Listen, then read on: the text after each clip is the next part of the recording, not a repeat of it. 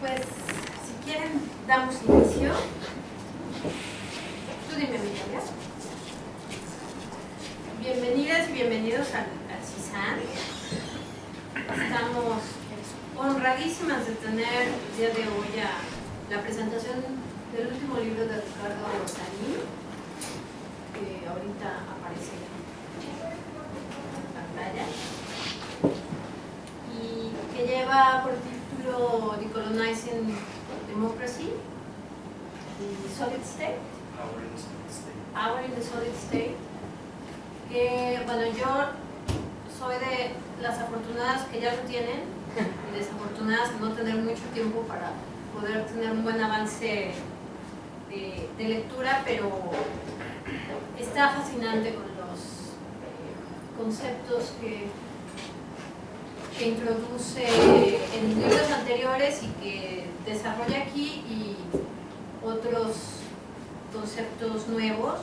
Pero bueno, vamos a dejar que Ricardo nos platique del proceso de pensar el libro, por qué no está aquí el libro también, y todo eso. Déjenme introducir un poco el trabajo de Ricardo y también de Aleida Hernández, que nos acompaña. Organizamos conjuntamente entre el SAGE y el CISAN esta presentación, ¿no? Que ya el SAGE, en el marco del PAPIT que tiene Aleida de...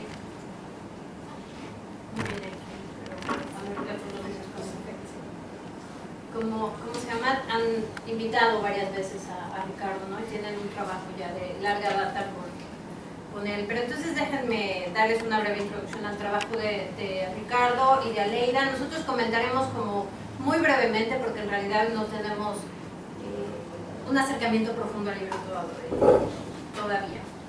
Pero bueno, Ricardo Sanín Restrepo es miembro de la Asociación Caribeña de Filosofía y profesor de Teoría Jurídica y Política en diversas instituciones de América Latina, tales como la Universidad Central de Quito, Universidad de San Luis Potosí aquí en México, la Universidad Javeriana de Colombia, además de la UNAM, entre otras.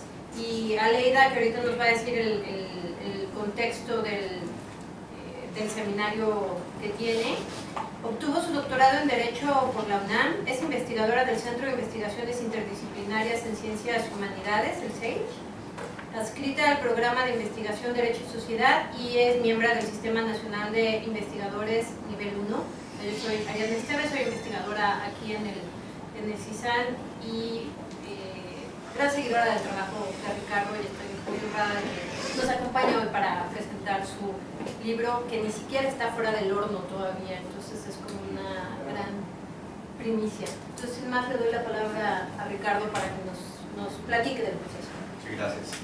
Pues muchas gracias por estar acá. Muchas gracias a Ariadna y a Aleida por la invitación. Les cuento del libro. El libro está, como Ariadna dice, recién salido del horno. Es un misterio porque incluso yo no lo he recibido, o sea, yo no tengo una copia de él aún, entonces todavía es algo vaporoso, un poco metafísico. El libro ya salió al mercado en Inglaterra y en Estados Unidos. Aquí precisamente tenemos una noticia del libro. Yo quería más hacer una introducción del libro y abrir a una conversación que me parece siempre más fructífera acerca de él. Ahora, es un libro, es el primero que publico en inglés. Toda mi obra ha sido publicada en español. Fue escrito directamente en inglés, lo que posa una discusión muy interesante de cómo podemos hablar de decolonización, utilizando la lengua del imperio, utilizando la lengua de la hegemonía. Y esa es una discusión que podemos tener, pero yo quiero hablarles más del contexto del libro y dónde se da el contexto de ese libro. Yo, ¿cómo veo ese libro? Yo veo ese libro como la continuación de un proceso largo del pensamiento decolonial, de muchos esfuerzos desde la periferia, de muchos esfuerzos desde la resistencia política, desde la filosofía, desde la cultura, para fisurar la filosofía política occidental. Yo lo veo como una fisura a la filosofía política occidental, lo cual no es fácil y es exigente.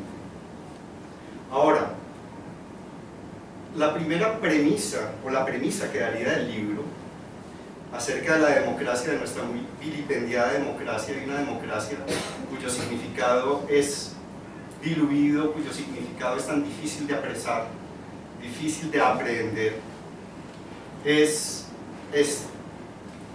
que la política, como la manifestación fundamental del poder, es el único orden de lo posible. Esa es la premisa, la política es el único orden de lo posible. O sea, solo podemos tener acceso al lenguaje cuando tenemos acceso a la política, al poder. Y en ese sentido la democracia es el único orden ontológico y por lo tanto ético de lo político. Entonces acá lo que yo estoy tratando de construir, lo que construí en el libro, fue mostrando la hermandad que hay entre política y democracia. Y la premisa es, el mundo como tal solo puede ser presente ante nosotros, solo se puede hacer cognoscible ante nosotros, solo puede ser un espacio práctico para nosotros cuando hay política. Y la única forma de la política, el único orden de lo político, que es un orden ontológico, que es la entrada a la ética, solo es la democracia. Es decir, aquí no estoy hablando de democracia en un sentido formal. Aquí la democracia no es un orden de las mayorías, la democracia no son las decisiones de los jueces constitucionales, sino que estoy llevando a la democracia a una construcción mucho más filosófica, mucho más del sentido del ser, de qué es la democracia. En ese sentido, la construcción que hago en el libro de la democracia va en contrapelo a una construcción hegemónica de la filosofía política occidental, pero también va en contrapelo a las soluciones occidentales contestatarias. Es decir, yo abro un diálogo desde Platón hasta Gamben, si quieren, y no solo trato de establecer el orden ontológico de la democracia en contra de la hegemonía de la filosofía política occidental, sino además de las respuestas que se han dado, si ustedes lo quieren llamar, de los pensadores posmodernos, o filosofía de la sospecha, o filosofía continental. Entonces también es una discusión muy fuerte en términos que ustedes conocen muy bien y muy actuales, como soberanía, multitud con Antonio Negri, la idea del homo sacer en Giorgio Agamben, la idea de la excepcionalidad en Giorgio Agamben. Entonces también es una discusión con ellos, y específicamente en un tema que ahorita vamos a entrar, que es el de la inmanencia. ¿Cuál es el combate para entrar a la democracia, para conocer la democracia? Es la idea de que la filosofía occidental ha construido la imagen del ser, o sea, el ser mismo, a partir de la totalidad. Entonces, la primera lucha es la idea de la totalidad como el dogma fundamental de Occidente, ¿sí? Y en contra de la totalidad, de la idea de totalidad como un sistema de contabilidad, ¿cierto? Es decir, la totalidad del pueblo, la totalidad de los derechos humanos, la totalidad de una nación, la totalidad de un cuerpo jurídico, la totalidad de una cultura, es la idea de infinitud. Es la idea de infinitud en contra de la totalidad desde un punto filosófico. Porque la totalidad, y lo que yo encuentro en el libro y denuncio en el libro, es que toda la filosofía política occidental, que encuentra además su lugar de cenit, el lugar culmen, en el derecho constitucional moderno, en la filosofía constitucional, es la destrucción de la diferencia. Si hay algo que identifica la filosofía política occidental, es la destrucción de la diferencia, ¿cierto? Y la destrucción de la diferencia a partir de ¿qué? De modelos de identidad, de modelos trascendentes, de modelos metafísicos. Ya voy a entrar en ese tema. Para entrar en el tema de la democracia y toda esa intersección que trato de hacer entre democracia, política y poder, uno tendría que arrancar a definir qué entiende por poder, ¿cierto? Y entonces la definición de democracia, poder y política es una imbricación mutua entre democracia, política y poder, que voy a tratar de desbrozar y voy a tratar de poner cada uno en una categoría donde se comuniquen y donde quede clara la tesis del libro. ¿Qué es poder? Es decir, en este momento estamos viviendo en un ambiente de poder en esta sala, ¿cierto? El poder se manifiesta tanto en un abrazo, en un beso, en una palabra cariñosa, como en una bomba, como en el Código Penal, como en la Constitución, ¿cierto? Entonces, ¿en qué sentido estamos hablando del poder? Yo defino el poder allí, y en eso sigo a Foucault hasta cierto punto, como la labor no estratificada, y eso va a ser fundamental, una labor no estratificada de producción intencionada de afecciones. Lo que a mí me importa del poder es la idea de afección, de efectos, ¿sí? Pero siempre a partir de la diferencia. Entonces, en ese sentido, todos somos seres que producimos poder. Y entonces aquí lo que Foucault nos alerta es, claro, estamos muy acostumbrados a ver el poder en las megaestructuras, en las estructuras molares del poder. Solo podemos identificar, percibir el poder en el derecho, en el Estado, ¿cierto? En formas, y ahí está el título del libro, sólidas del poder. El poder al que yo me refiero no es el poder molar, sino el poder como nos enseña Foucault. O sea, no lo busquen en el poder molar, no lo busquen en las grandes estructuras, búsquenlo en una microfísica, ¿cierto? Entonces el poder que yo encuentro es el poder que es que, primero, siempre es una relación. El poder siempre es una relación. Es una relación de diferencias, que es el elemento fundamental para la construcción de la democracia y del sentido de lo político. Es una afectación que crea vínculos de receptividad. El poder es opaco, ¿cierto? El poder es opaco. Es ejercido sin ser poseído. No es una forma definida, o sea, no podemos entender el poder como una forma que podamos llegar a ella con una ciencia y analizarlo como elementos de un todo, ¿no? Sino que es la forma de creación de formas, es la creación de formas. Por lo tanto, es disposicional, es modal, es ante todo comunicación y es únicamente comunicación de la diferencia. Porque acá lo que yo tengo en mente es, otra vez le repito la premisa del libro, es demostrar que solo hay mundo en la democracia, demostrar que solo podemos hablar del mundo cuando hay diferencia. Entonces, en ese sentido, ¿qué es? Hay una parte del libro que es esta, y es el poder sólido, ¿sí? O sea, hay una tendencia del poder.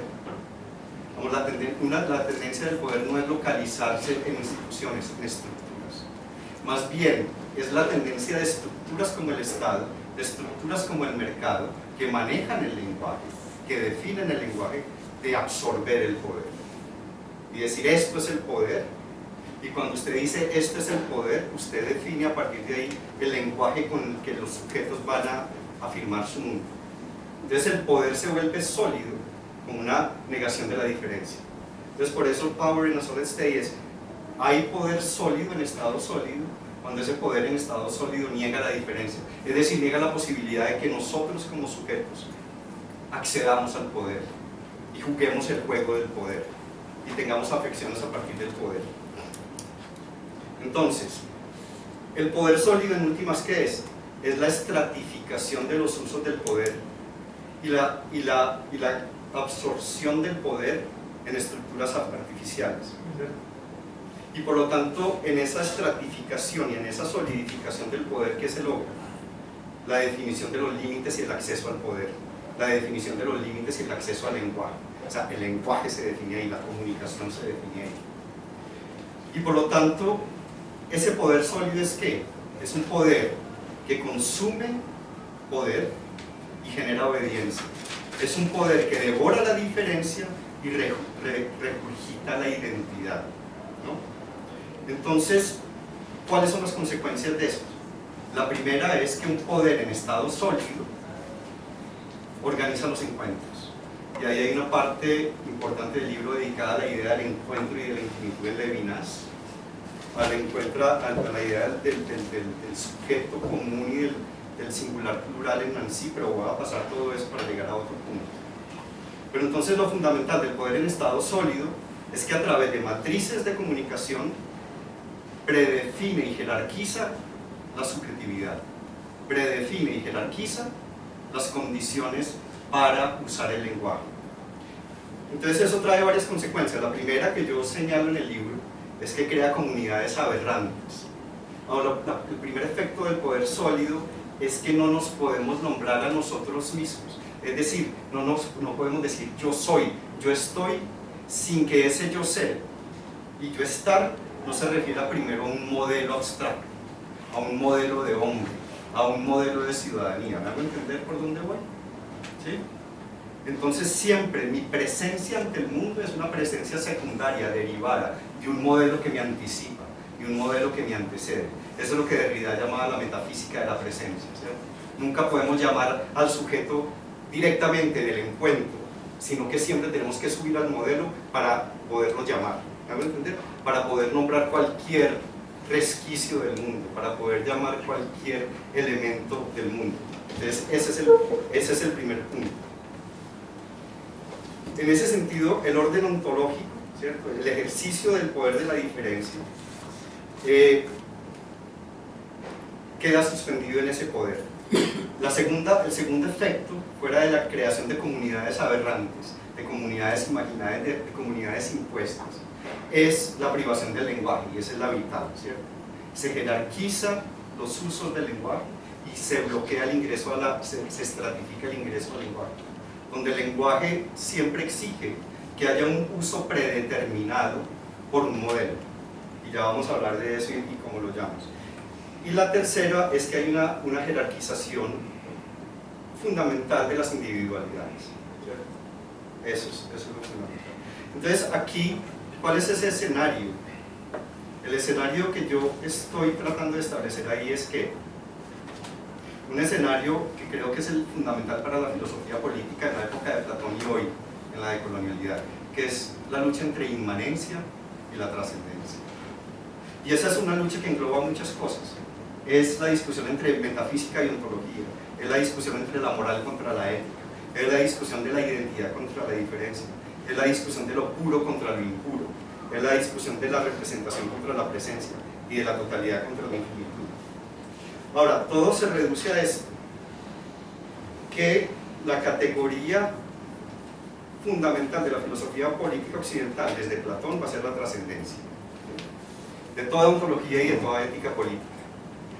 ¿Eso qué quiere decir? Si uno pudiera tener como reducir, hacer una reducción química de la filosofía occidental diría: ser es poder. El ser existe porque puede, ser es poder. Y en ese sentido la pregunta por la política es: ¿quién tiene poder? ¿Quién puede? Esa es la pregunta fundamental que yo creo identificar en el libro. Ahora, ser es poder quiere decir que el ser se comunica y el ser es a partir de ese poder, pero del poder como lo habíamos establecido, ¿no? Difuso, líquido, ¿cierto?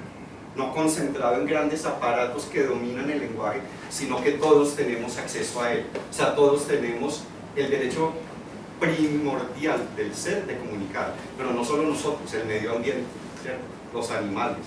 Ser es poder. Ahora, pero ese sería sería como el frontispicio del edificio de Occidente.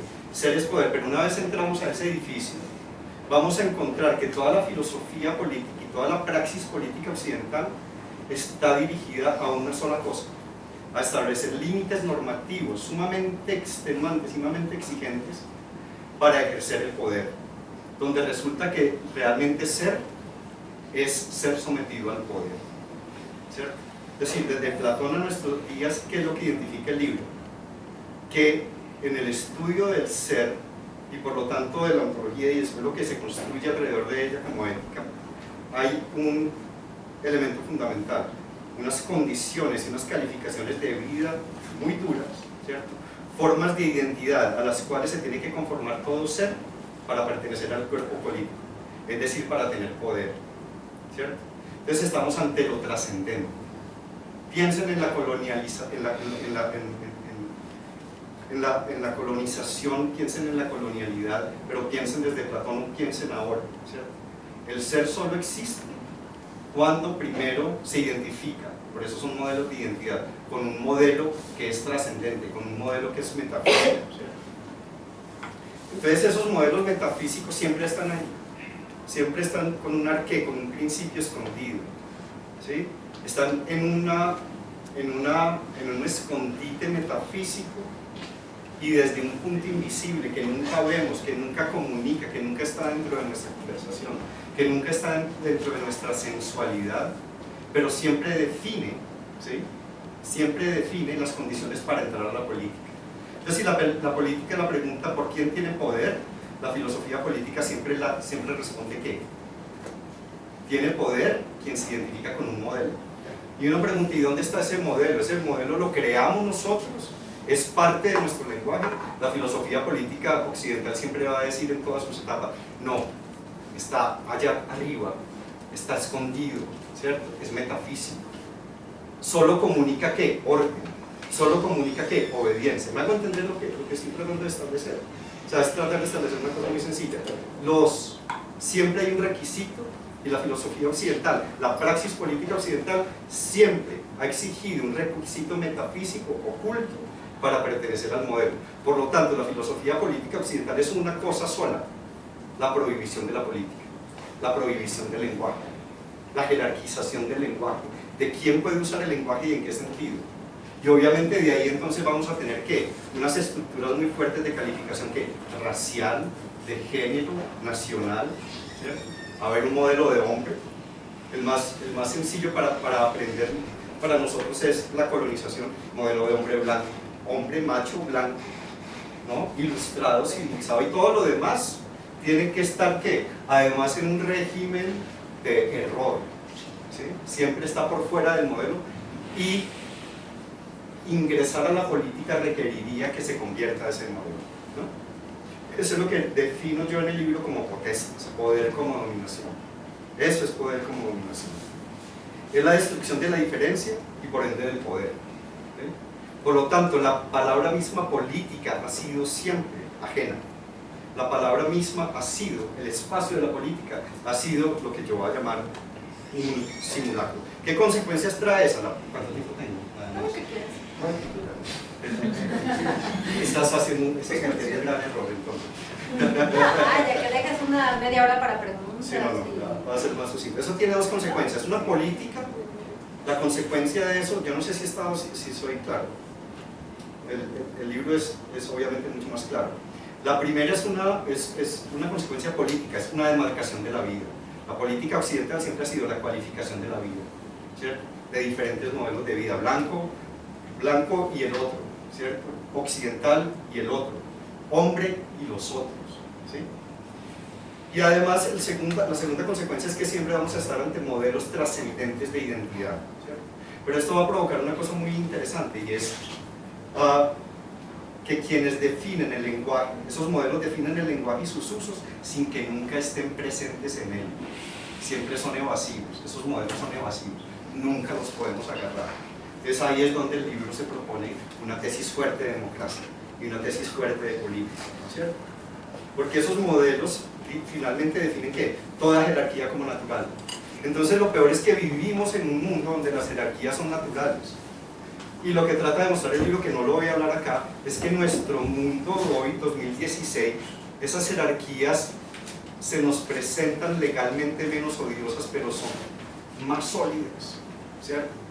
Son más impermeables, están más galvanizadas, si se quiere, porque están en el derecho y tenemos que usar el derecho para deshacerlas.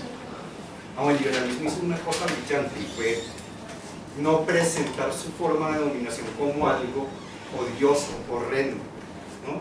Sino hacer de la misma máquina de dominación la única posibilidad de liberación. Eso lo vamos, si alcanzamos a ver. Entonces, uno definiría la potestas, el poder como dominación, como que primero la negación del poder a través de estratificación de las condiciones para el ejercicio del poder, y segundo, como la estructuración de sistemas de identidad a partir de la construcción permanente de modelos. Entonces, ¿cuál es la búsqueda fundamental del libro? Es que la única condición ontológica y por ende ética de la definición de lo político es que no existen condiciones o cualificaciones más allá de la diferencia para decidir el significado de la política. Vamos, esa es la propuesta del libro, ¿sí? Lo vuelvo a leer. La única condición ontológica y por ende ética de la definición de lo político es que no existen condiciones o cualificaciones más allá de la diferencia para decidir el significado de la política. Ahí hay una cierta tautología implícita, que es la tautología de la política. Y mire que la definición no es que es una deontología, no deben existir condiciones para ejercer el poder. No es una cosa deontológica, es una cosa ontológica, ¿cierto? Es del ser. O sea, estoy haciendo una afirmación. casi si lo quieres llevar a nivel científico, es no existe mundo, no existe mundo, no existe la posibilidad de mundo, ¿sí? Si lo político no se decide a través de la carencia absoluta de condiciones y cualificaciones de la vida, ¿sí? Solo la diferencia puede crear el lenguaje. ¿Me hago entender? Eso querría decir que, entonces ustedes me dirían, aquí el autor lo que está diciendo es que estamos viviendo en un gran simulacro, ¿cierto? Y es exactamente lo que estoy diciendo. Sí, ¿sí? El mito de Platón. Claro. Platón habla de la teoría de las ideas, y dice que las ideas son eternas. Entonces, ¿cuál ese es el ejemplo perfecto del modelo, ¿cierto? Platón es el que engrana a la filosofía occidental con la idea de que hay algo por fuera, una idea trascendente, que es inmutable, que es infinita, que es eterna, a la cual no tenemos acceso, pero a la cual tenemos que copiar. Si queremos ser hombres virtuosos, tenemos que copiar esa idea. Entonces, esa es la idea del poder occidental, que por ejemplo las formas de colonización, primero española y portuguesa, pero después británica, van a adaptar a su poder, ¿cierto? O sea, no existe, y esto lo hemos discutido mucho, no existe un modelo absoluto, trascendente de hombre blanco, ¿no es cierto? No existe. Un modelo matemático de hombre blanco, pero sin embargo, esa es la fórmula del poder de la colonización. El hombre blanco retiene en sí todas las categorías de lo que debe ser el poder. Entonces, claro, ahí lo que estoy afirmando es que la política es la cuestión que engloba todas las cuestiones, ¿verdad? Es la cuestión de cuestiones. Pues su fundamento es la cuestión que hace la política es quién puede formular cuestiones. La pregunta de las preguntas es quién puede formular preguntas. Es decir, quién puede usar el lenguaje. Es decir, quién tiene el poder. Si ello es así, quiere decir que la política no puede existir, al menos que todo significado esté disponible a todos los seres que producen la diferencia, ¿cierto? Entonces aquí lo que estamos diciendo es, no existe política como orden de la realidad, al menos que todos los seres, a partir de su diferencia inmanente, no del modelo, no de quien les diga, ¿cierto? Ni mamá, ni sociedad, ni Estado, sino de la diferencia inmanente, produzca su diferencia. No sé si hasta ahí es claro. ¿Es claro? Eso último no. Eso último no me quedó claro. ¿Esa parte no quedó clara? A mí. Ok, el fundamento es, estamos preguntando quién tiene poder. Ajá. Básicamente quién tiene poder es quién puede comunicar. Entonces lo que yo estoy afirmando es que no existe política, ¿sí? No puede existir política si quienes deciden sobre la política, y ahí está una necesaria forma de tautología, si quienes deciden sobre la política no son seres de diferencia. O sea, la política únicamente se crea a partir de una diferencia inmanente de cada ser que participa. Entonces es básicamente decir, no existe lenguaje hasta que exista política. No existe lenguaje hasta que cada ser, a partir de su inmanencia propia, comunique su diferencia. ¿No me entendés? Por lo tanto, la política no es algo a lo cual estamos, digamos, lanzados, ¿cierto? La idea de Heidegger, estamos lanzados a un mundo que ya existe. Es fundamentalmente la idea que esa política solo puede existir cuando el lenguaje esté disponible para todos los seres que hacen la diferencia. Porque cualquier otra cosa sería ¿qué? Una imposición de un modelo. Eso lo vamos a ver. Entonces, en ese sentido, la política no es algo definido de antemano, sino que es el producto del conflicto de la diferencia. Y aquí el elemento fundamental también es el conflicto. Política es conflicto, ¿cierto? Pero entonces vamos a ver que entonces la democracia es la única forma de lo político, ¿cierto? Esta es la otra apuesta del libro. Solo podemos hablar de lo político en la democracia. Cualquier otra forma de organización del poder es una negación de lo político. ¿Por qué? Porque la democracia es donde no existe ninguna cualificación, es el no lugar, ¿sí? Donde el lenguaje donde el lenguaje todavía no significa nada y todo está por decidirse. En ese sentido, el fundamento de la colonialidad es ¿cuál? La cualificación permanente del ejercicio del poder, ¿cierto? Y entonces hay una unión que yo identifico en el libro y lo desarrollo, si estoy dando grandes trazos del libro, tratando de ubicar como los elementos más espesos, más fuertes. Es hay una unión entre la colonialidad y el liberalismo que crea dos cosas, que son mis dos categorías fuertes en el libro. Una, un simulacro de la democracia, y dos, la encriptación del poder. Entonces, fundamentalmente, en la unión entre liberalismo y colonialidad, encuentro yo que ese poder como potestas, ese poder como dominación a partir de la cultura, dominación a partir del derecho, desde la televisión hasta las grandes obras de filosofía, están paradas en dos patas fundamentales, son los dos núcleos, que son simulacro de la democracia y encriptación del poder. ¿Cuándo hay encriptación del poder?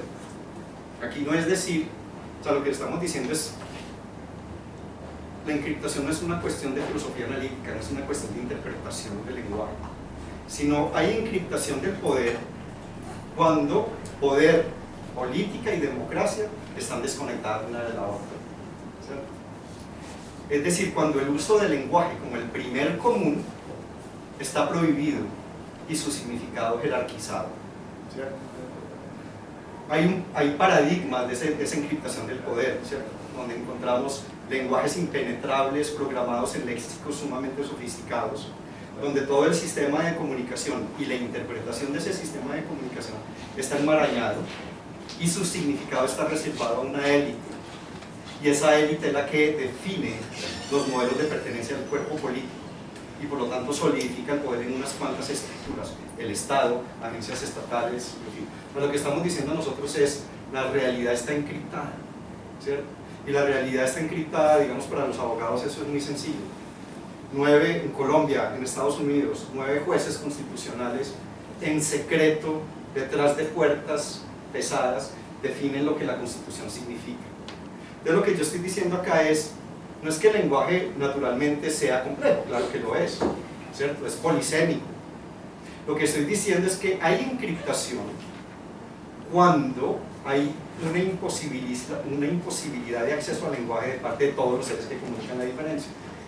Hay encriptación cuando la política está negada como punto de acceso. ¿Dónde se puede ver eso? ¿Qué más sencillo que ver el crack del 2008 en Nueva York? Quienes deciden finalmente, ¿cierto? El Federal Reserve, en lenguajes sumamente sofisticados, ¿cierto? Con esas curvas que son todas sinuosas en una pantalla que nadie entiende, pero finalmente el resultado es, hay que salvar a Wall Street. ¿No van a entender? Entonces, el lenguaje que debería ser común para todos, el lenguaje que no tiene un lenguaje alfa que ordena, que modela todos los otros lenguajes, está reservado a una élite que define ese lenguaje a partir de unas reglas sumamente sofisticadas y que devuelven a la realidad un lenguaje impenetrable, un lenguaje que para la mayoría es imposible, si se quiere, ¿cierto? Entonces, ¿cuál es el efecto de eso? Que el significado del lenguaje, que ya habíamos definido que el lenguaje como el primer común a partir del cual nos identificamos, a partir de la diferencia, está reservado a unos cuantos, y por lo tanto solo se puede comunicar aquello que está establecido en el modelo. O sea, tenemos que, para comunicar una realidad, incluso sea artística, ¿cierto? Sea sensual, sea jurídica, a partir del modelo, pero ese modelo ya está definido por una élite, y siempre ha sido así. Tenemos la gran ilusión que con las constituciones modernas eso cambia, pero yo creo que con las constituciones modernas eso se solidifica aún más, se vuelve más impenetrable, porque tiene el sello de la democracia, ¿cierto? Tiene el pueblo soberano por delante. Entonces, donde hay encriptación hay antidemocracia. La democracia está simulada ¿en qué sentido? El gran simulacro. Y otra vez, ¿el simulacro es de qué? El simulacro es el simulacro del poder, el simulacro de la política, el simulacro de creer que somos libres para comunicar sentidos propios inmanentes, ¿no? Sin ningún tipo de modelo que sea un intercesor, que sea una llave de obligación para acceder a él, ¿cierto? Entonces, es como un juego, piénsenlo como que estuviéramos aquí en un juego de mesa, ¿cierto? Y cada vez que yo pregunto, ¿y usted quién es? Esa persona tiene que ir al modelo, descifrar ese modelo esotérico, misterioso, ¿cierto? Oscuro, allá en una nube oscura, para tratar de traer su significado a cabo. Eso es más o menos lo que estoy tratando de indicar. Ahora, la categoría fundamental de todo esto, de la simulación y la encriptación, es lo que yo denomino en el libro como pueblo oculto, en inglés es de Hidden Keep, ¿cierto? Ese es el elemento coagulante del simulacro. ¿cierto? Esa es la anatomía, es lo que define ese pueblo oculto, la anatomía misma del poder. Que hay trabajo hasta cierta parte de la idea del Homo sapiens en Agamben, pero creo, y ya voy a explicar por qué Agamben no puede desarrollar hasta tal punto la idea de la política. Yo voy a tratar de dar una explicación psicológica de eso, por qué. ¿Qué es el pueblo oculto? Es esto, el simulacro fundamental de la democracia liberal, de la democracia occidental, es que tiene una capacidad, y esta es la anatomía misma de la política. O sea, si ustedes quieren encontrar el núcleo mismo de la dominación, es en esa división que hace el liberalismo moderno entre un pueblo como totalidad y un pueblo como excremento, y lo llamamos directamente como excremento. O sea, es la idea de que hay una totalidad. Abre la Constitución y lo primero que encuentra es we the people, ¿cierto? Una totalidad. Un tratado internacional lo primero que encuentra es nosotros y nosotras, ¿cierto? Todos y todas, ¿sí? Entonces, eso es lo que Agamben reconoce como hay una totalidad del pueblo, pero lo que encontramos es que esa totalidad del pueblo solo funciona cuando tiene, y esa es la forma, ese es el teorema del poder, cuando tiene un excremento, ¿cierto? Esa es la hipótesis fundamental del liberalismo. Donde hay un pueblo oculto. ¿Quién es el pueblo oculto? Pues los migrantes que en este momento, mientras que hablamos, están tratando de pasar el Mediterráneo y ahogándose, ¿cierto? Es la población de raza negra en las prisiones de Estados Unidos que los tienen como, hay más prisioneros hoy de raza negra en Estados Unidos de lo que había esclavos, y están trabajando en los mismos términos de esclavitud, ¿cierto? En esas neocolonias postindustriales, ¿no? Estos días vi el titular en una noticia donde los dueños de las cárceles privatizadas en Estados Unidos iban a demandar a 2 estados porque no tenían suficientes presos para crear o sea, ¿qué es esto? Pero entonces la idea es esta: hay un pueblo como totalidad, ¿no? Es el que mantiene el simulacro, pero ese pueblo como totalidad requiere, para mantenerse como una totalidad fallida, como una totalidad falsa, y por lo tanto ejercer la potestas, que ya vimos que la potestas es poder como dominación, necesita un excremento que está fuera de él, ¿cierto? Entonces, ese pueblo oculto, ¿cuál es la cosa interesante? Y ahí empezamos a entroncar con la idea de soberanía. Es que no están ni adentro ni fuera de la normatividad, sino suspendidos en un permanente estado de excepción. Entonces, el pueblo oculto es ¿qué? Es el exceso, es el todo menos uno, es el todo menos lo que se requiere excluir para que la totalidad se mantenga como una totalidad fallida, para que la idea platónica se mantenga intacta, ¿cierto? Para que el modelo trascendente e imposible permanezca como un bloque sólido. Esto es lo que convierte a la ontología occidental en una forma de contabilidad de cuerpos, porque finalmente es una forma de contabilizar. Es una forma que le permite al juez decir, usted está protegido por el derecho. ¿Por qué? Porque usted pertenece a la humanidad. ¿Por qué? Porque esa humanidad está protegida abstractamente en la ley. Entonces, ven, es un aparato que la mano izquierda lava la mano derecha con una facilidad inmensa. ¿Cuál es? Ahí es donde veo que hay que hablar, hay que hablar de soberanía. Entonces ahí es donde mi discusión con Agamben y mi discusión con Antonio Negri y mi discusión con Deleuze se vuelve dura, digamos, ahí es donde nos volvemos rivales. ¿Por qué? Porque hay un trayecto que yo reconozco en el libro, donde en contra de la idea de la trascendencia, de la idea de los modelos absolutos, hay una lucha por la inmanencia. Y uno puede reconocer eso en quiénes, en Spinoza primero, después en Marx, y en nuestros tiempos en esa filosofía que podemos llamar posmoderno continental, donde con horas absolutamente bellas, o sea, una filosofía que además yo creo que gente como Deleuze y Foucault reinventaron la literatura para la filosofía, ¿cierto? Puede ser esa filosofía seca, analítica, sin propósito de belleza, ¿no? Ellos reinstalaron una cierta estética en esa literatura. Pero entonces lo que esta gente dice, Deleuze, o sea, lo que me refiero es de Spinoza a Agamben, hay un trayecto periférico en la filosofía occidental que es de la inmanencia, ¿cierto? Son defensores de la inmanencia, en contra de los modelos trascendentes, en contra de los absolutos, en contra de la metafísica. Entonces ellos buscan rescatar la inmanencia. Lo que pasa es que están aturdidos, ¿cierto? De alguna forma, yo digo en el libro, están aturdidos por esa idea de que el tiempo está fuera, es out of joint, está fuera de su curso, está desligado. Entonces, por ejemplo, un tipo tan bello como Agamben finalmente cuando reconoce la inmanencia, y en mi libro ya un estudio muy profundo desde Aristóteles, la idea de la inmanencia en Aristóteles, Spinoza hasta llegar a Gambit, fundamentalmente la imagen que ellos escogen es la del famoso escribiente Bartleby, de la pequeña novela de Henry Melville, y es preferirían hacerlo. Entonces, aturdidos con las bombas atómicas, aturdidos con los campos de concentración cualquiera, dicen sí hay inmanencia, pero la inmanencia tiene que mantenerse en impotencia. Negri va a decir, Negri solo y Negri con, digamos, el estudio y el diálogo que yo hago es más que todo el Negri solo, el Negri que escribió desde la prisión, el Negri que escribió Spinoza subversivo, la salvaje anomalía que la escribió de prisión, pero también con Hart. Entonces todos estos personajes que digamos estarían muy identificados con nosotros y crean una gran red filosófica, finalmente cuando tienen que contrastar la inmanencia, hay un cierto miedo, hay un cierto temor, hay una cierta oscuridad y se refugian en que la inmanencia no puede tocar la soberanía. Que para ser inmanentes tenemos que encerrarnos en un cierto capullo, en una cierta coraza.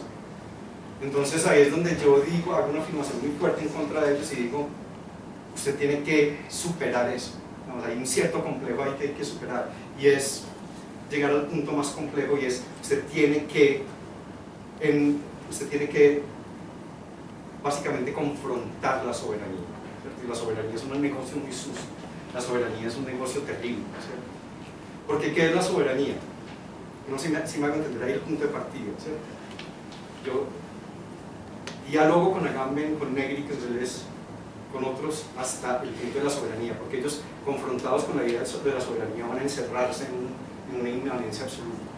Porque ¿qué es soberanía? Es poder absoluto. Tenemos en la definición clásica de Jean Baudin en La noche de San Bartolomé, y después 50 años después Hobbes como el gran arquitecto del Imperio Británico y el gran arquitecto de la modernidad, es decir, es el poder absoluto, ¿cierto? Pero hay una definición mucho más cercana a nosotros, que es nosotras, que es mucho más, que creo que es mucho más diciente y más poderosa, que es la que hace Carl Schmitt, que es incluso más asustadora, ¿cierto? Y es cuál, soberano es quien decide sobre la excepción, ¿cierto? Es la excepcionalidad. Es quien decide qué es normal y qué es lo anormal, pero para decidir qué es lo anormal y qué es lo normal tiene que estar en la anormalidad, ¿sabes? Tiene que estar en la excepción. El soberano decide qué es la excepción solo estando él mismo en la excepción, no podría ser de otra manera. Y obviamente ahí es donde Negri, Hart, todos ellos van a decir, eso es un asiento muy miedoso, eso es invocar al diablo, ¿cierto? Eso es algo negro, eso es algo asustador.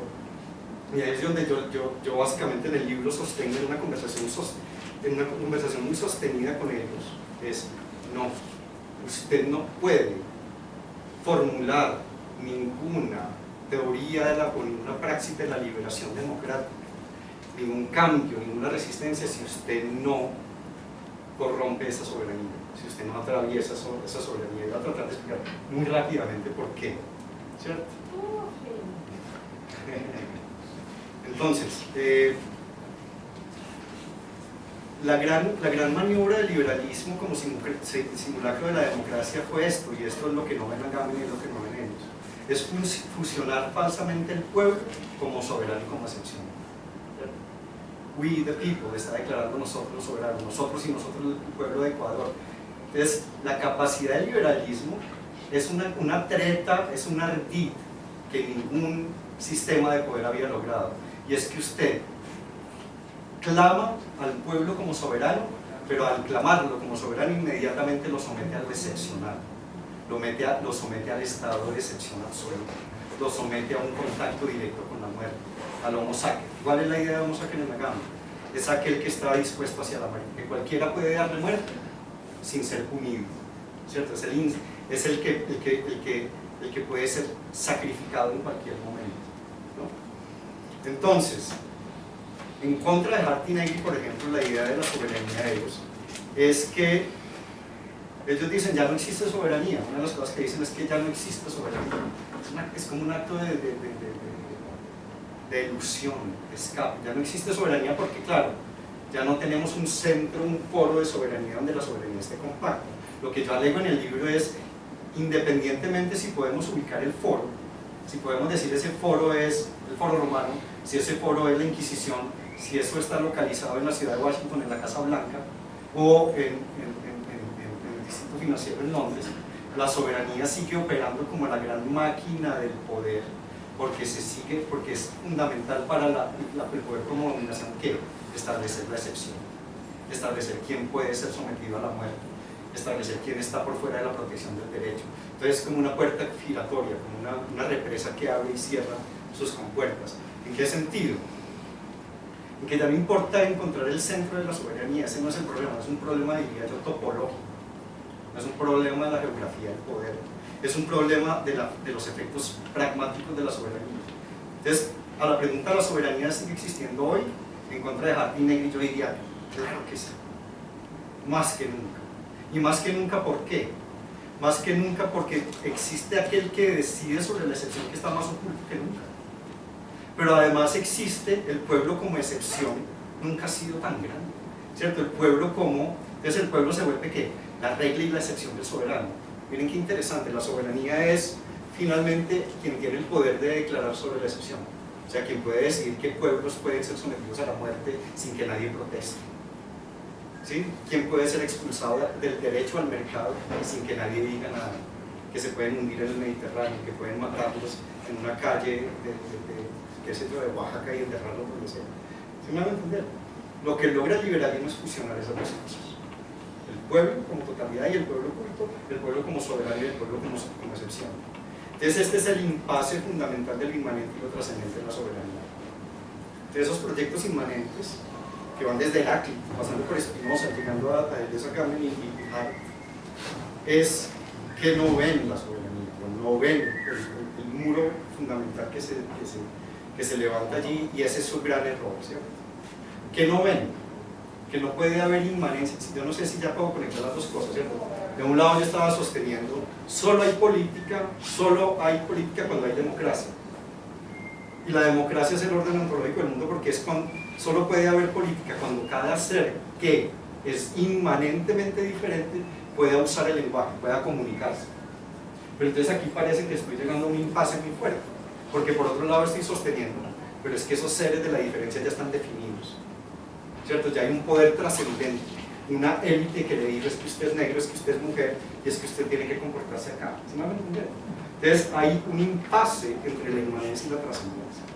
Entonces ahí es donde yo creo que el libro desarrolla su gran poder al tratar, precisamente el libro es tratar no de conciliar ese impasse, que yo creo que queda claro, ¿cierto? Entre inmanencia y soberanía, sino como, o sea, la gran pregunta del libro, que creo que la filosofía política de la inmanencia no se ha preguntado, es: ¿usted cómo puede crear una política de la diferencia donde todos estén incluidos? Y la política solo puede existir cuando todos estén incluidos, además que el lenguaje solo puede existir cuando todos puedan decir qué es el lenguaje, ¿sí? Pero por el otro lado estamos ante un mundo que ya define las subjetividades de manera muy fuerte, desde una trascendencia.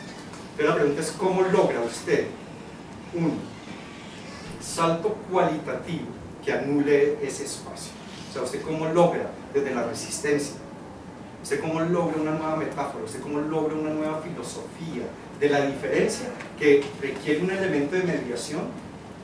Que gente como Negri Hart Agamben lo diría: no es posible. ¿Usted cómo logra ese elemento de mediación para universalizar la diferencia y que la diferencia finalmente sea el orden de lo político, ¿cierto? Eso básicamente es la misión del libro, esa es la estructura de lo que se propone el libro, ¿cierto? Obviamente ya en el libro hay un desarrollo y una serie de diálogos, pero que siguen una línea recta, y esa línea recta es tratar de demostrar que el único orden de lo posible es la democracia, ¿cierto? Y que solo podemos hablar de poder cuando hay democracia. Entonces eso yo creo que le dará elementos muy fuertes a cualquiera que crea en la diferencia, que finalmente es una filosofía de la diferencia. O sea, si usted está hablando de los movimientos sociales, estos días estaba viendo en televisión una discusión muy tradicional entre alimentos modificados genéticamente y orgánicos. Entonces alguien decía: es que si no fuera por los modificados genéticamente, China se hubiera muerto de hambre por el arroz, ¿cierto? Hay discusiones como no, es que es la técnica agronómica. Pero entonces, digamos, todas esas preguntas, si usted llega a la pregunta sobre el apocalipsis genético, la manipulación genética, el medio ambiente, lo político, o sea, yo creo que el libro lo que le ofrece es una fórmula para hacer la pregunta fundamental es ¿quién está incluido? ¿Quién tiene poder? Cada vez que estamos ante un fenómeno jurídico, cultural, artístico, político, la pregunta es ¿quién tiene el poder en la medida en que el poder es la posibilidad de ejercer la diferencia y que ese es el único orden de lo político? ¿No?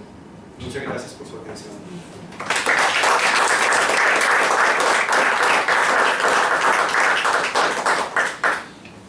Gracias, Ricardo. Vamos a pasar ahora con Aleida, que hagamos un comentario breve, no como siempre.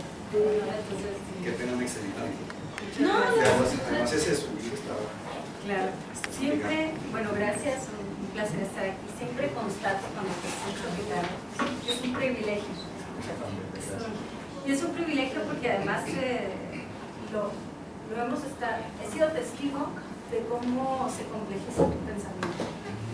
Y después de que se complejizan, cómo logras simplificarlo al final en una propuesta, ¿no? Porque en algunas ocasiones le decíamos, no es la primera vez que presenta libros aquí en la Torre Académica, en la Torre de Humanidades, ya lo presentó el año pasado, hace 2 años.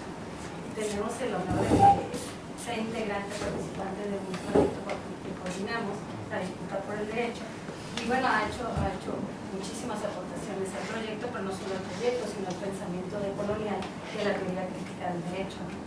Me da muchísimo gusto escucharte de nuevo y me permitió escribir unas líneas porque imagínense, era un riesgo venir a presentar un libro que hace 15 días vio la luz y vio la luz en Estados Unidos y en el mundo anglosajón, del que él ya justificaba, ya nos explicaba por qué, ¿no? Es ahí, ¿no?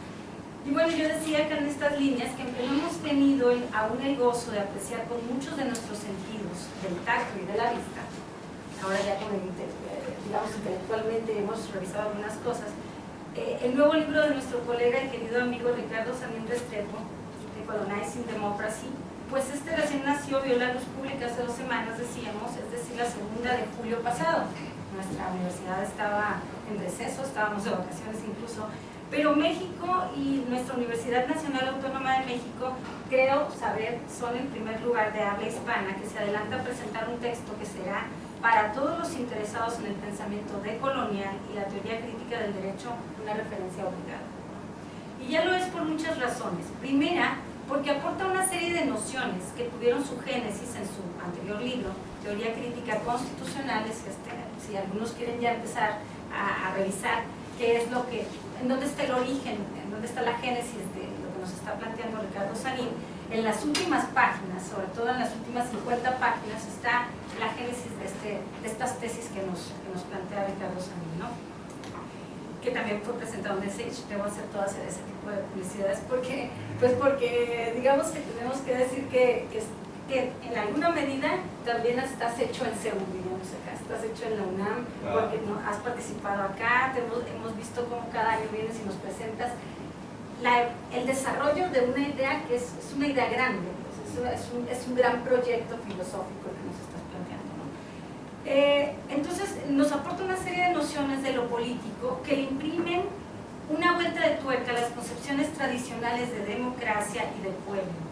Con sus propias palabras nos lo dice: la democracia es el aparente motor de la globalización, que vincula ideas e instituciones tales como ciudadanía, derechos humanos, raza, libre mercado, política y economía. El libro de Sanín busca dar la vuelta a este dogma. Demuestra que la democracia liberal en los hechos encripta y naturaliza el horror del capitalismo y la colonialidad, principalmente a través de las constituciones y la teoría constitucional. Que luego quisiera dialogar contigo, si no debatir, si dialogar más bien, respecto de la tesis que manejas de que las constituciones y la teoría constitucional y el derecho, obviamente, desde una perspectiva colonial, ha servido para la colonización y para el desarrollo y para la profundización de la colonialidad. Entonces, más adelante tendríamos que discutir cómo le damos ese giro de tuerca al derecho, si podríamos pensarlo en términos como Diego Ventura de Sousa Santos, entre regulación y emancipación. En todo ese trayecto, el derecho no tuvo ningún poder de emancipación, eso empezaría por preguntar, ¿no? Si siempre fue como solo el instrumento de dominación y de profundización de la colonialidad. Pero a la vez que pone en cuestión la concepción liberal de la democracia, al ubicarla como un simulacro que ayuda a legitimar el horror, diría él, pero desmenuzado, diríamos también el despojo, los desplazamientos, la miseria, la desigualdad, la pobreza, la invisibilización de los diferentes, entre otros, al mismo tiempo la reconceptualiza, dotándola de un sentido emancipador, cuando nos dice que la democracia verdadera o radical es el único espacio de la política propiamente dicha y la oposición esencial de la colonización y el poder. Y esto lo logra a través de colocar la diferencia como un eje que atraviesa todos los espacios de lo político y que no necesariamente, como aparentemente lo hace la democracia liberal, debe ser resoluble en términos jurídicos y sociales cerrados, que genere, esto que mencionas mucho, un cierre del sistema, ¿no? Es decir, el conflicto que produce la diferencia es en sí mismo un motor para los diálogos múltiples. Espero haber entendido un poco esa tesis que manejas, y formarían parte de la esencia de la democracia real, de la democracia radical. Esto es, precisamente lo que niega la democracia liberal. Nos dice Ricardo, lo que está negado por la encriptación es la posibilidad de la diferencia como idea reguladora del mundo. Es decir, la tesis de vivir en la diferencia es lo que produce, es un espacio en el que no necesariamente tendríamos que tener resueltos los conflictos. ¿Cómo podríamos vivir en el conflicto si siempre está, o sea, cómo vivir el conflicto, cómo vivir la diferencia si siempre hemos estado en el simulacro de la democracia liberal que siempre supuestamente lo resuelve? Y lo resuelve con los congresos, a través de los parlamentos, se supone, lo resuelve a través de las constituciones, lo resuelve a través de las políticas públicas materializadas. ¿Cómo vivir en la diferencia sin la resolución del conflicto? ¿O cómo vivir en el conflicto sin la resolución de la diferencia? O sea, sin tener que pasar por que la diferencia tenga que darnos una solución al conflicto que genera la diferencia. O sea, si la diferencia genera un conflicto, ¿cómo nos planteamos resolverlo o no? A lo mejor no necesariamente tenemos que resolverlo, Es que pero ya nos dirás. Me emocioné mucho porque acá Pablo no me iba a ver en Bogotá. Y entonces puso en Facebook que venía, pero yo creí que era una cuestión de elegancia de Luis, la que apareció. Bueno, entonces esa es como una pregunta con la que quisiera que dialogáramos también, ¿no? Y para finalizar, la obra de Ricardo Sanín viene a llenar un gran vacío existente en la teoría jurídica crítica y en los estudios decoloniales. Estábamos ávidos de un trabajo que hiciera un puente entre la perspectiva crítica del derecho y la decolonialidad. La pregunta, ¿qué papel ha jugado el derecho en los procesos de colonización y colonialidad? El autor responde este tipo de preguntas en sus dos últimos libros. Y en ese sentido me permito preguntarle otra vez, y con esto voy cerrando, ¿cómo el derecho puede participar en la materialización de una democracia radical en los términos que lo propones? O sea, el derecho solo como una proyección y materialización de un orden, del orden de, en este caso, de democracia real y radical, o no necesitaríamos el derecho en este caso, porque no necesitaríamos tener cerrado nada. Si las constituciones tienden a cerrar el sistema y tienden a decirnos en un momento determinado, en un momento de la historia, nos dicen cómo resuelves el conflicto. Lo hizo, por ejemplo, yo siempre pienso en la Constitución mexicana de 1917. Esa nos propone la resolución de un conflicto entre clases.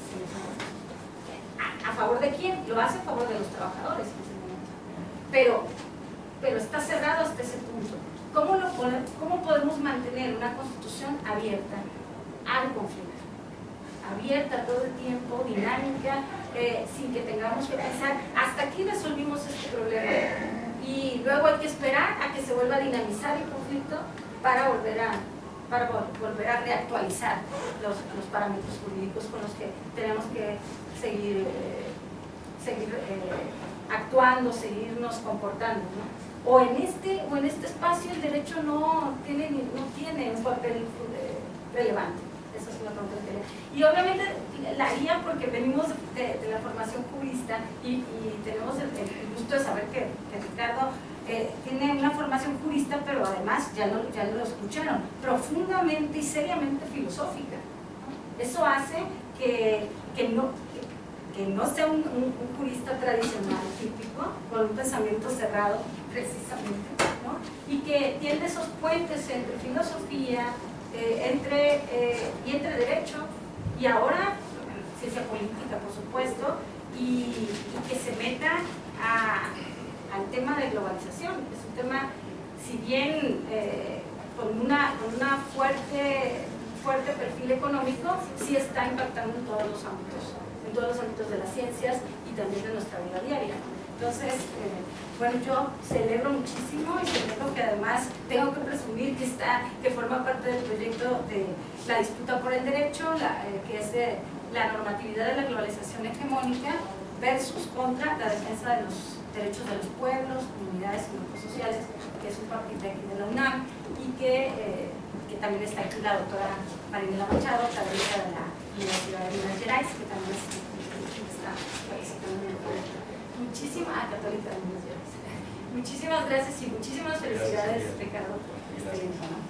Gracias, Aleida. Yo voy a hacer un par de comentarios muy breves y tengo más bien preguntas e inquietudes, porque estoy les digo, a una etapa muy temprana del libro y seguramente se van a contestar más adelante, pero yo tramposamente voy a pedir a Ricardo que me dé un adelanto. El primero es un poco en el sentido de los comentarios de Aleida, que este libro me parece una gran contribución a la descolonización del derecho. Yo sé que este libro está en inglés y su distribución mayor será en ese mercado, pero es muy interesante que está nutrido un pensamiento caribeño, ¿no? Que eso casi no lo ves.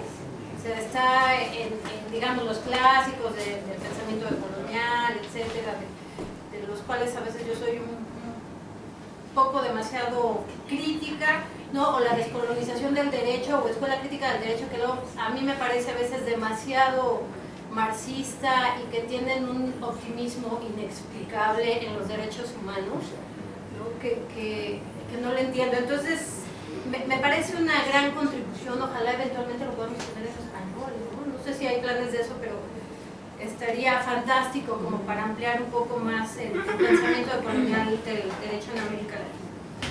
El otro es que, bueno, yo lo que he visto hasta ahora de lo que voy del libro es que, a diferencia de cuando desarrollaste la idea de la constitución encriptada, el concepto de la encriptación, ¿no? Que estabas como muy centrado en el proceso de definirlo y pensarlo, en este libro veo más, que estás conceptualizando ya los efectos, ¿no? de la encriptación en la construcción de sujetos, que bueno, yo no soy abogada, a lo mejor por eso yo me clavo en la construcción de sujetos, pero eso fue lo que me pareció fascinante de lo que llevo hasta ahora, ¿no? El simulacro de la democracia y los sujetos que participan en esa democracia como efectos de esta encriptación, ¿no? Algunos que seguramente están convencidos de que tienen un papel o que harán algo, y luego esta idea casi deprimente pero muy sugerente, ¿no? Sobre todo porque la forma en que generalmente se piensa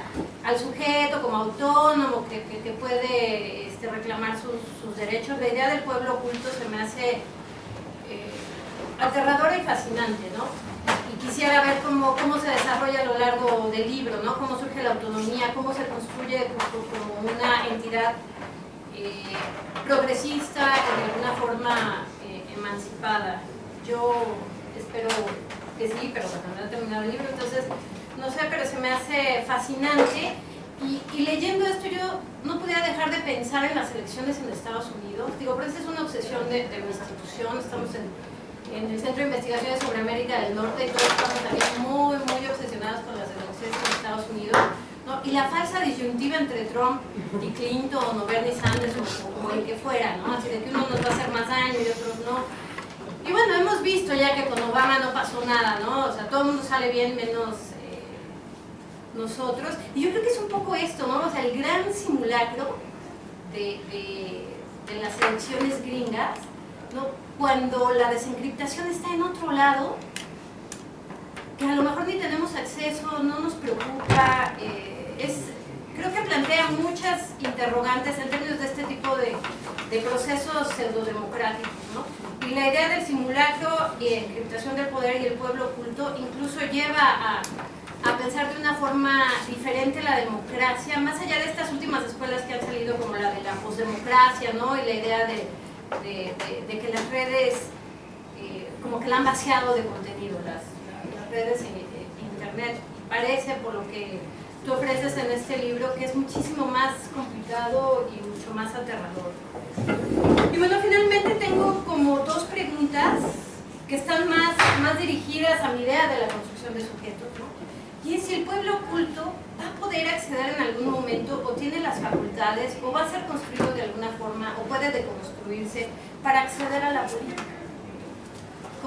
Convertirse en sujetos políticos y participar de una democracia encriptada o no encriptada. Y la otra es que hay como desencriptadores profesionales, ¿no? Más allá de los abogados que le cobran a uno, o como que fungen como coyotes del significado, ¿no? Que son las ONGs, que es como mi obsesión malsana de criticarlas todo el tiempo, pero pienso en ellas, ¿no? O sea, están ahí plantándose frente al pueblo oculto como desencriptadoras, ofreciendo sus servicios, y posiblemente sin saber que están teniendo un papel en el simulacro, en mantener al pueblo oculto. Y se me hace como igual fascinante y aterrador, o sea, todas las ideas que despierta la lectura que llevas ahorita del libro, me encanta, y pues, si quieres adelantar un poco más, estaría muy agradecida. Y bueno, esos son mis comentarios. No sé si tú quieres comentar algo sobre esto, pasamos directamente ya a las preguntas. Por favor. Sí, ¿tomamos una por una o...? Una ronda así. Bueno, a ver, primero, Ricardo, yo te quisiera felicitar mucho por el trabajo, aún sin haberlo leído. Ya veo para dónde camina y la manera tan amplia que estás buscando de apartar los problemas y la problemática. No creo que haya otra manera de afrontarlas con todas las consecuencias que están teniendo, ¿no? Por otra parte, pues no nos queda mucho tiempo, no me refiero a las salas, sino a la mitad. Entonces, todas estas categorías de la inmanencia, la trascendencia, me parece muy bien, porque me parece que es como una forma de apropiarse del lenguaje, de ejercerlo, comenzar a ejercerlo en ese sentido, como tú dices, para usar todas las categorías que tú estás usando. Esto es como reutilizarlo y entonces poderlo decir en tu beneficio, ¿no? En tu supervivencia. Es un asunto. Bueno, en cuanto a el asunto, lo que a mí me preocupa mucho, voy a pasar a todo eso, dejarlos el ojo para otro día, otro momento, para que se pueda pasar. Esto es, si esto de la inmanencia, la trascendencia, que es en realidad la base de la discusión fundamental, porque es la que Occidente mismo ha construido para definirse a sí mismo y para justificarse a sí mismo y para entenderse a sí mismo.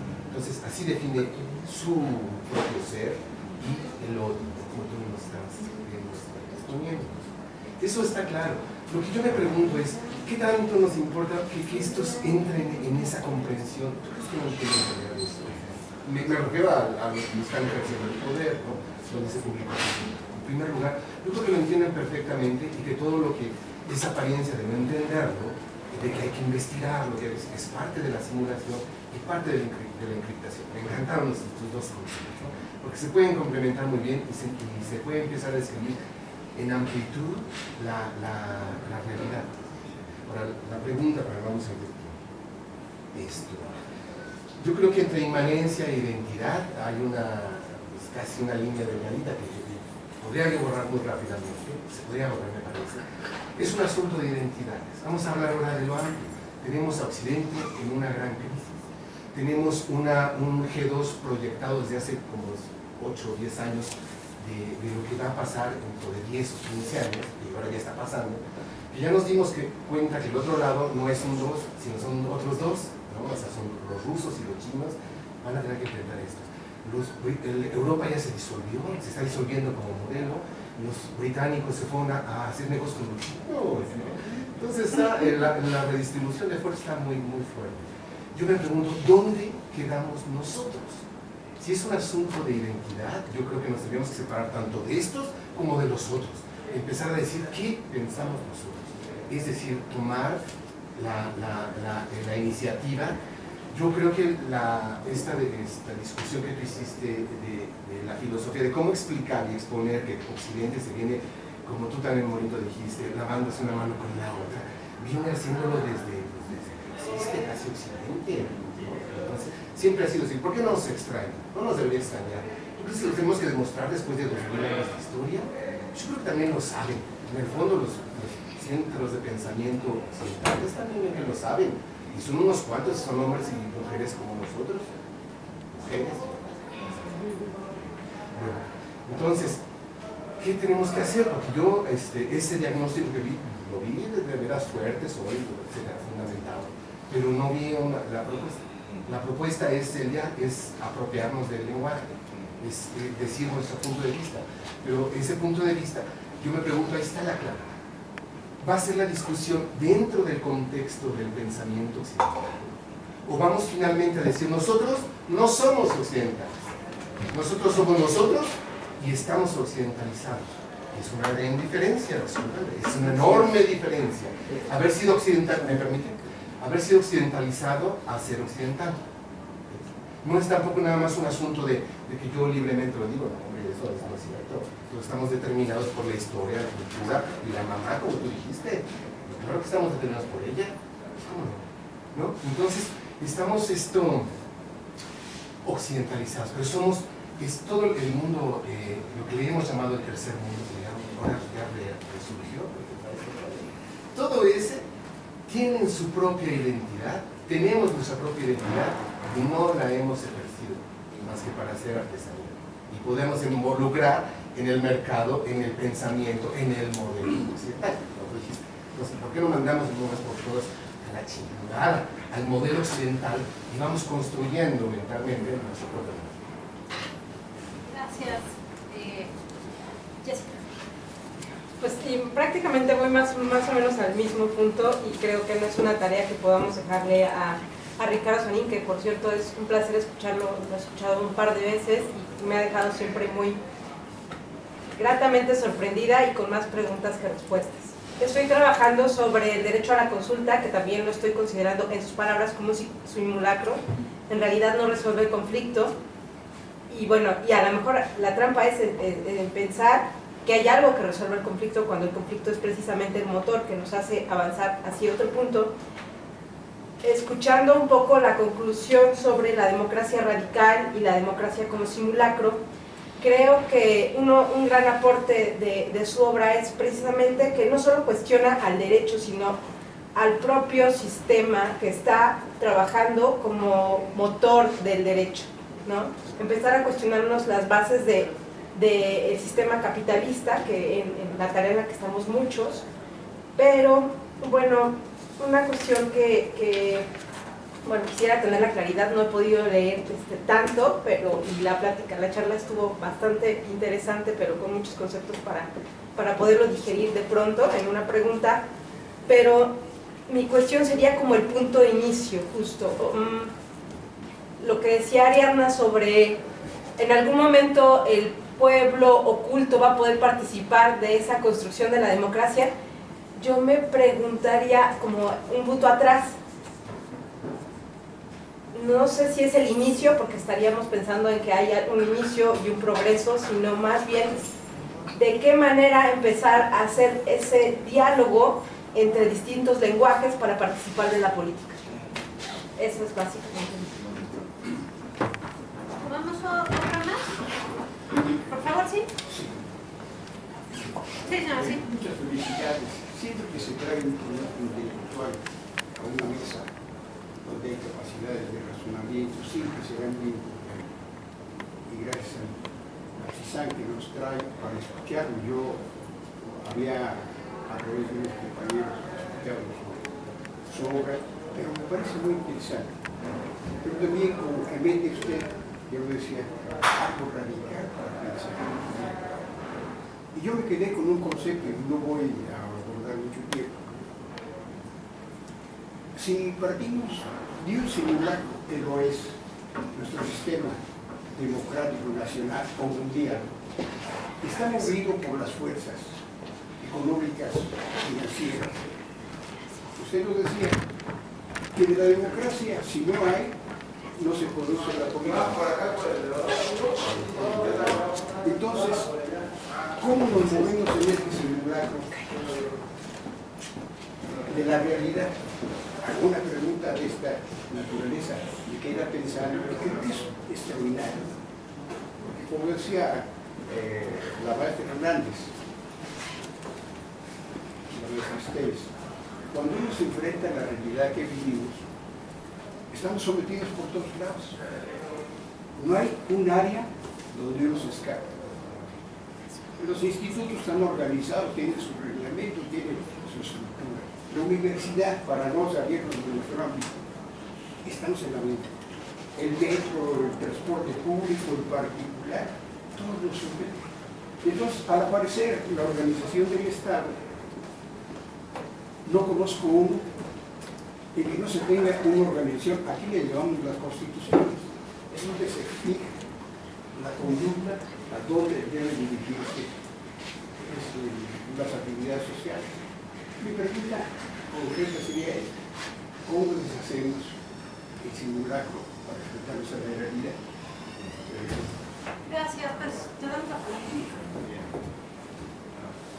Muchas gracias por las preguntas. Ahí tenemos un diálogo que apenas comienza y espero poderlo continuar por mucho tiempo.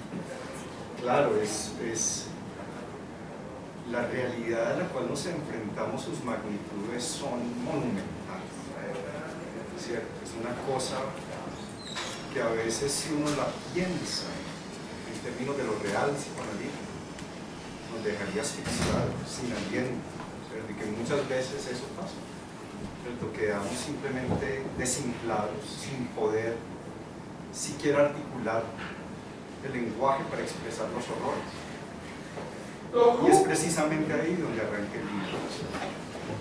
Es cómo articulamos una realidad que se oponga a ella, comenzando de cómo podemos comenzar a nombrar, cómo podemos comenzar a atravesar, cómo podemos incluso comenzar a lidiar con esa magnitud tan terrible de la cual no nos podemos separar, ¿cierto? Está en nuestra piel, en nuestros poros, estamos atravesados por ella, porque es el punto además que demuestra el libro.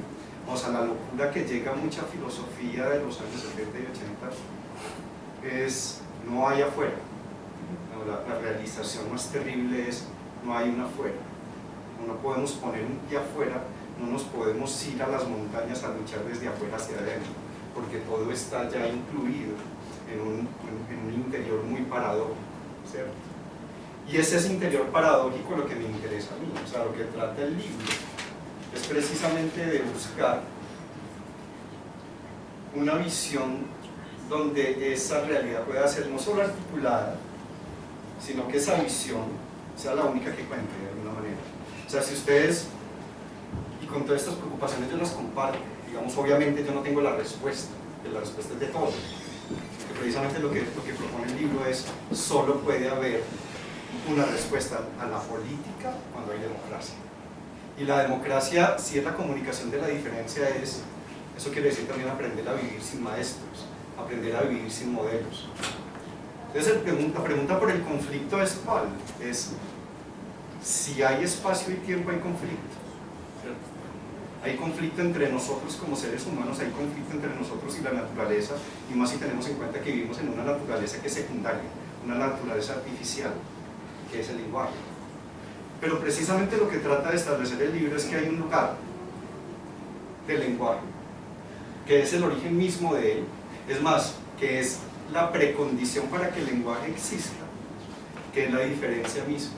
En ese sentido, lo que hay ahí, si usted habla desde el derecho, si usted habla desde el medio ambiente, si usted habla desde los estudios de género, es una inversión radical de la realidad. Porque mientras que la realidad nos está hablando a partir de esos modelos, y claro que lo saben, y lo saben al dedillo, son expertos en ello, lo que el libro está proponiendo es a cada afirmación, sea lingüística, sea una forma de violencia, es decir, en el simulacro, la pregunta que siempre tenemos que tener a flor de piel en la punta de la lengua es sí y quién está incluido en eso, sí y quién tiene el poder. Una de las discusiones, por ejemplo, con toda esta ala postmoderna, por ejemplo, Derrida, que es otro gran escritor, un escritor de una gran prosa, una de las cosas que dice es que la democracia siempre está en el porvenir, siempre está en algo que no ha llegado, es algo que siempre está por hacerse. Pero si usted toma en serio las tesis del libro, que son muy simples realmente, que si usted realmente las refleja como las hemos reflejado aquí, es muy simple, usted lo que se da cuenta es que la lucha en la cual estamos enfrascados es una lucha entre simulacro, que es el orden de la identidad a partir de la trascendencia, y la diferencia. Entonces lo que el libro demuestra es que esa diferencia siempre ha estado en resistencia. O sea, que no es algo que esté por venir en una tierra más allá de lo visual, ¿cierto? En una tierra prometida ni en un paraíso perdido, sino que movimientos sociales, movimientos desde las raíces, ¿cierto? Hasta abogados muy sofisticados y movimientos sociales están integrando eso. Lo que da el elemento del libro es cómo integrar eso como un lenguaje completo y una base ontológica. Casi que la base ontológica es esa. ¿De quién? ¿Cierto? Entonces, si estamos hablando de producción social, casi que le diría la respuesta que siempre tenemos que tener ante esos modelos de poder hegemónico es: usted está al lado de la identidad, usted está al lado de la negación de la diferencia, usted está al lado de la negación de lo político, el simulacro es suyo, ¿cierto? Nosotros, claro, no es un mundo de nosotros contra ustedes, pero todo aquel que produce y defiende la diferencia como la radicalidad del mundo, es que es muy radical decir, para mí no existe mundo hasta que todos los seres que produzcan la diferencia no estén incluidos. Y ni siquiera que estén incluidos, el lenguaje no puede tener ningún significado hasta que ellos no decidan cuál significado es. ¿Me hago entender? Pero lo que les estoy diciendo también es, ese mundo ya existe. Lo que pasa es que no lo vemos, es invisible. Se hace invisible, ¿por qué? Precisamente por esa gran maquinaria del poder que simula, por esa gran maquinaria que cada vez que va a los campesinos colombianos en resistencia les exige que tengan que traducir su lenguaje de la diferencia en un lenguaje de la unidad, en un lenguaje homogeneizante, en un lenguaje que no permite la heterogeneidad. Entonces creo que mi libro, si hay una propuesta grande, es dotar de un gran poder todos los discursos que están en resistencia, todos los discursos que están en la periferia, ¿cierto? Y en ese sentido de occidente y no occidente, por ejemplo, Walter Mignolo hace un análisis muy preciso, muy lindo de los BRICS. Y fundamentalmente lo que prueba es, esos BRICS simplemente van a reproducir los modelos de hegemonía y los modelos de opresión y los modelos de despojo si siguen atañidos a la idea del capitalismo como frustración de la diferencia. Lo que yo creo que hay que revivir, y esto no es una cosa mía, pero que está en el libro, sino que es un movimiento muy fuerte, es pensar en términos no de occidente y no occidente, sino de un sur global, ¿cierto? Es decir, el sur global que permite una geografía completamente distintiva de quién está del lado de la diferencia, porque el sur global está en los barrios de Múnich, ¿cierto? Donde hay inmigrantes, está en el Mediterráneo, donde hay islas griegas privadas y gente que muere todos los días tratando de cruzarlo.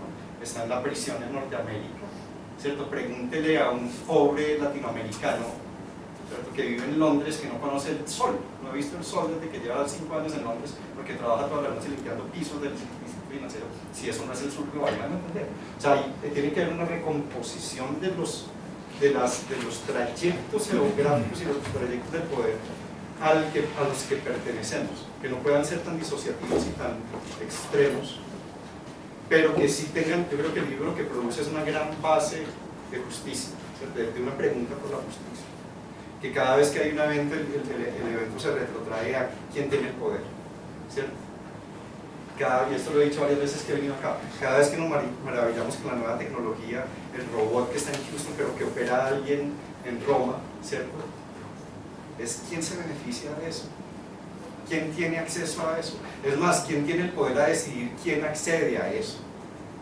Y la respuesta es: si no somos todos los seres que producimos la diferencia quienes decidimos ello, no hay respuesta, ¿cierto? Ahora, el acceso del pueblo oculto tiene que ver con eso, ¿cierto? El pueblo oculto, precisamente en la medida en que ha sido sometido a la excepcionalidad, lo que demuestra el libro es que antes era una excepcionalidad confesa. El colonialismo te decía: tú eres indígena, te conviertes o mueres, ¿cierto? Ahora es una excepcionalidad de inclusión. De lo que da cuenta el libro también es un fenómeno de mucha más, como tú decías, de mucha mayor sofisticación, donde los poderosos saben mejor que nunca cuáles son esos radios de poder y de hegemonía, ¿no? Por eso necesitamos ser también letrados, y por eso es fundamental la desencriptación, porque la desencriptación es simplemente la idea de intelectual o analítica de desenmarañar lenguajes difíciles, ¿cierto? Sino desenmarañar lenguajes difíciles una vez entendemos que la dificultad de ese lenguaje está directamente conectado a una imposibilidad de lenguaje. O sea, que está prohibiendo que alguien entre al lenguaje y comparta ese lenguaje, que alguien se entienda a sí mismo como ser dentro de ese lenguaje. Y claro, toda la filosofía occidental ha sido la filosofía del ser individual, del yo, autónomo kantiano, ¿cierto?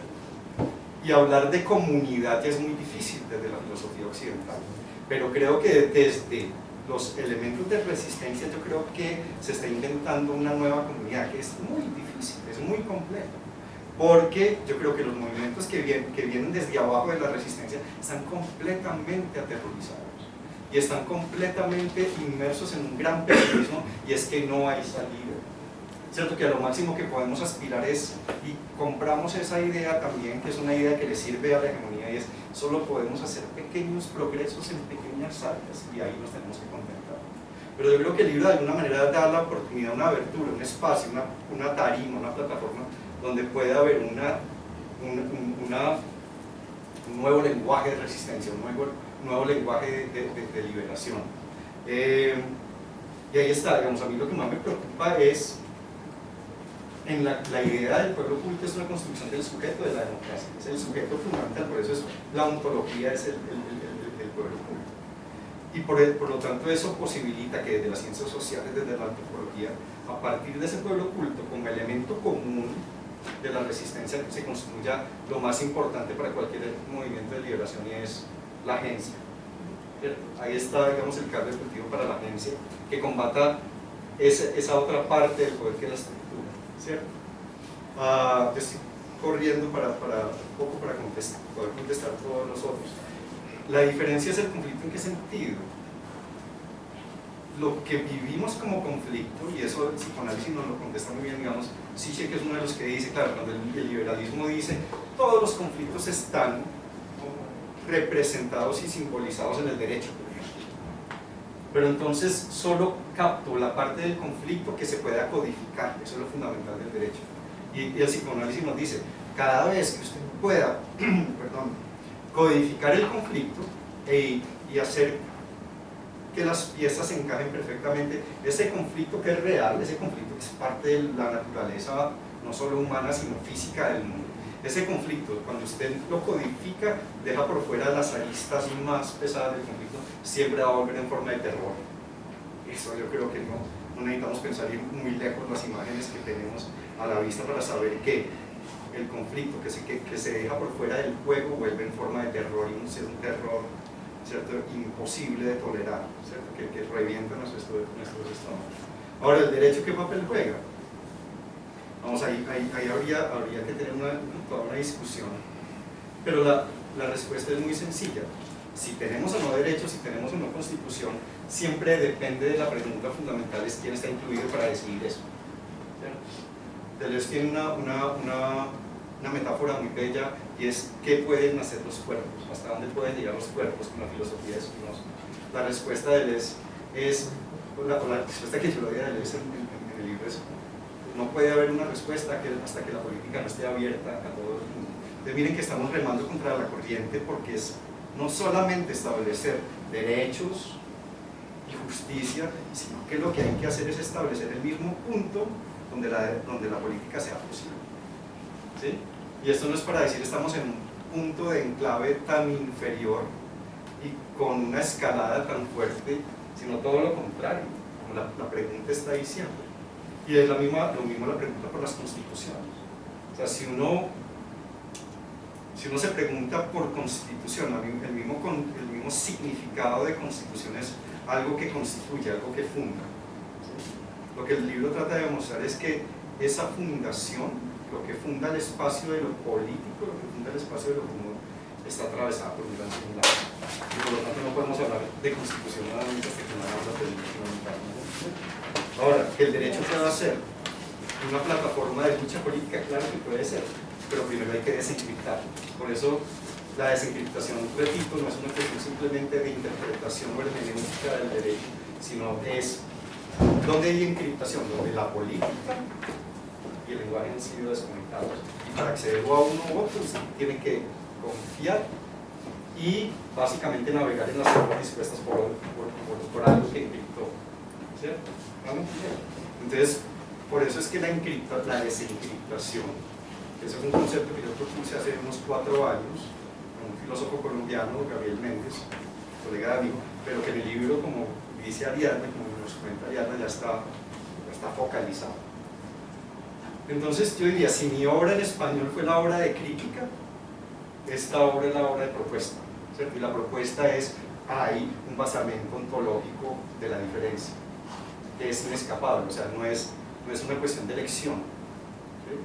No es una cuestión de opciones políticas, no es una cuestión de opciones tácticas o estratégicas, sino no hay posibilidad de lenguaje hasta que no haya democracia.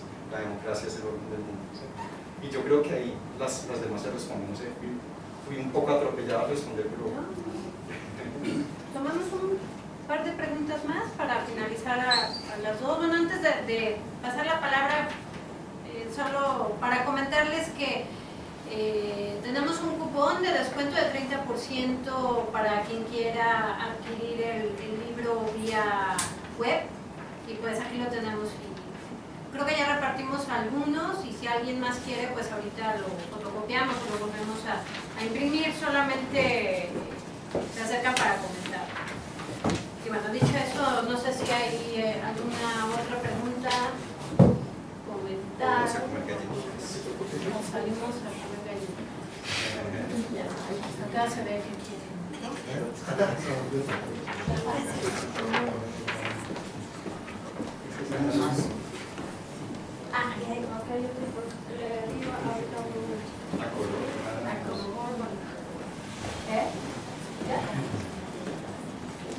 Pues yo quisiera hacer una intervención, aunque mi ámbito de reflexión es el psicoanálisis y no el derecho. Pensando un poco en las preguntas que se formularon y después que ante el horror que, ante la imposibilidad que, ante aquello que no se nombra, por tanto no existe y tendríamos que reinventarlo, inventar una identidad que... Y Lacan se contesta, el que no se engaña se equivoca, que es, me parece espléndido, porque hay que inventar, ¿no? El engaño es un invento, o sea, finalmente el encriptamiento es un invento, hay que inventar. Y hay que inventar una identidad y hay que inventar el sentido.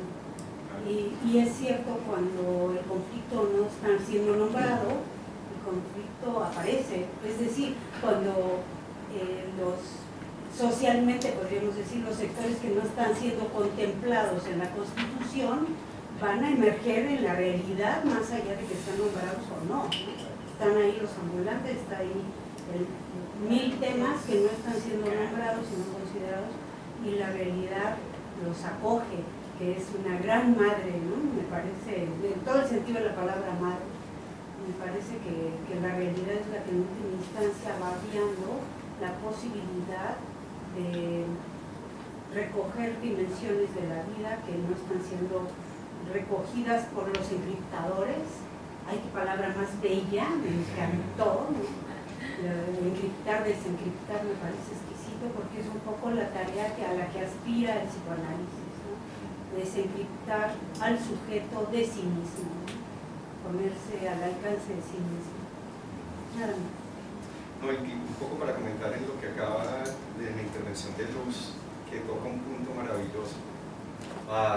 Lacan asistió a los seminarios de Alexander Kolleve sobre Hegel, ¿cierto? Esa idea de hay que fracasar del sujeto como algo incompleto, ¿cierto? Algo que nunca alcanza la totalidad, es el punto, ¿cierto? Por eso, ¿cuáles son las expresiones? Tenemos unas denominaciones que pueden ser arbitrarias y amañadas y también convencionales, pero las expresiones que más retan esa realidad, que más potencialidad tienen de romper esa fuerza, esa cárcel, esa prisión de los modelos trascendentes, el arte, la poesía. Por eso Platón tenía horror con la poesía, porque la poesía no tiene modelo, sino que es la creación de su propio modelo de diferencia, ¿cierto? El arte tampoco es ese modelo. Entonces, una de las cosas que yo diría es: tenemos que sublimar nuestra lucha a un punto de contacto muy fuerte con el arte, como ser artísticos en ese sentido. Obviamente aquí la discusión sería artísticos rafaelitas o pre-rafaelitas, no, somos artísticos en el sentido en que el discurso viene sin modelo, porque finalmente la cosa bella de la democracia es que es un modelo sin modelo. Precisamente uno solo puede llegar a la inmanencia absoluta de un modelo que no tiene modelo, es decir, todo depende de nosotros, todo depende de esa diferencia que comuniquemos. Por eso les decía, cuando vemos el poder en términos de grandes estructuras sólidas, el Estado, el ejército, las multinacionales, pues es asustador. Pero si podemos tener la posibilidad de representarnos el poder, como es estar aquí en este momento compartiendo, pensando, exigiendo, ¿cierto? Pensando en el mundo y en sus horrores y proponiendo algo, vamos, ahí es donde está el punto, ¿cierto? La creación de esa diferencia. Listo, pues si no hubiera más, muchas gracias por acompañarnos. Bueno,